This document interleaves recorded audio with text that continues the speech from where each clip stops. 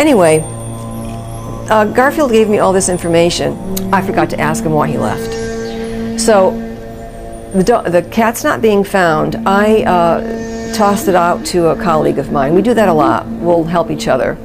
You know, say, you know, what are you getting with Garfield, you know, here?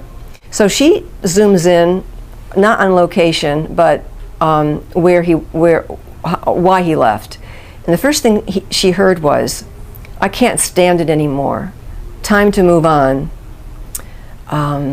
What else did Garfield say? "Can't stand it anymore. Time to move on.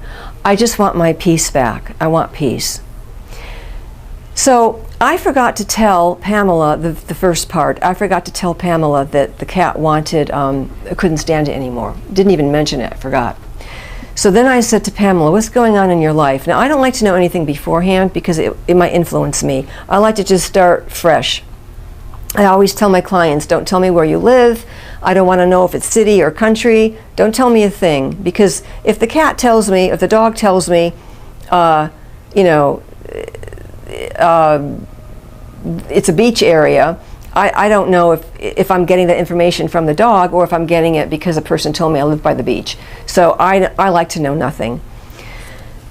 So she's telling me her whole story, and it's so sad. You know, her husband's in jail, and she's taking care of his alcoholic father, and the father is not a very nice person, and she's spending all this time, commutes like 4 hours to work, and she's got a lot on her shoulders, and she wishes that she was in her old house where it was so peaceful then. And I wondered if Garfield, if he's not physically going back to the house, it might have been symbolic, where the old house was where the peace was. But she was saying how she was so peaceful with just Garfield and her other cat, and now this and now that, and finally she said, "I just can't stand it anymore." And I said, "Oh my God, that's exactly what your cat said." So this cat was picking this up from his person, but he was also, you know, he was feeling it himself. He wanted out. And I'm not sure if he's going to return. I'm hoping he will. The same thing happened with my own cat, Bubba Louie, who's passed on now. But Bubba Louie, he'd take off for like 8 hours a day. And I thought he had a job. I thought, where's this cat go? Out at 9 o'clock, and he comes back at 5. It's like, this is really... And I had consulted communicators before I was doing this work. And even now, when I'm doing this work, I always consult my colleagues. It's very hard to work on your own animals because your emotions are in the way, and we want to hear what we want to hear. It's hard to be objective. Anyway, the communicator, when she tuned into him, my cat said to her that he couldn't stand the tension in my house. And he says, even now, he said, when I think about those doors slamming, at the time I was living with someone and we fought all the time and we slammed doors. And it just made him so nervous he couldn't stand being around the house. My other cat sprayed for 10 years. I'd put up with it because I loved him so much, but it wasn't, and I didn't know why he sprayed, but then my partner and I separated after 22 years.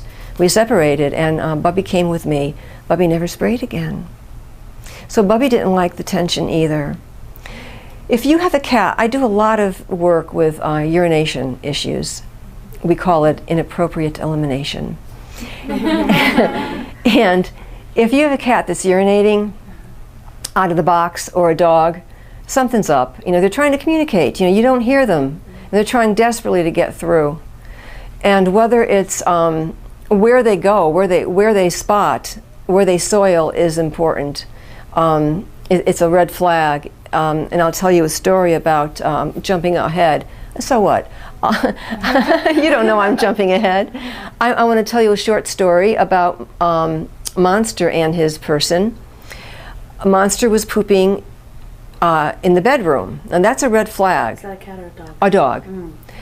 And that's a red flag because he's going on, was he going on the bed or on the rug? I don't remember, but it doesn't matter. The bedroom is where you spend your very intimate moments. You're sleeping, or you know, whatever you're doing in there. And so it's like, okay. So I asked Monster why he was doing it, and what I heard was, now this was an example of, he wasn't absorbing any emotions from his person. He did have his own issues. He said to me, I So what did he say? He said, I don't want to be left alone. So I went back to the person and they said, well, we never leave him alone. We love him. We're always with him. And there's someone always here, and I work at home, and we're not leaving him home. I said, oh, all right. And so I tried again, tuning into Monster, and I heard the same thing. I tuned into this dog about 3 or 4 times, and I kept hearing the same thing. And I said, I'm sorry. He was still pooping in the bedroom. I said, I'm sorry, I don't know what else to do for you. I keep hearing the same thing. I don't know what else to do. You know, maybe call another communicator. Maybe I'm missing something. So the session's over. I gave up, and we're talking on the phone. And in the conversation, she says, yeah, her husband and her, let's say his name was Eric. She says, yeah, Eric and I are going on vacation in a couple of weeks. I said, you're leaving Monster? And she went, oh my God. I said, have you told him you're leaving? And anyway, I went back and told Monster, they're leaving, they'll be back, someone will be here to feed you.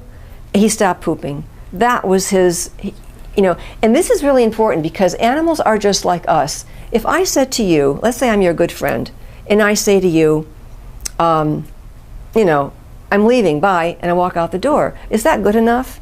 You know, you want to know, well, where are you going? Who are you going with? When you're coming back?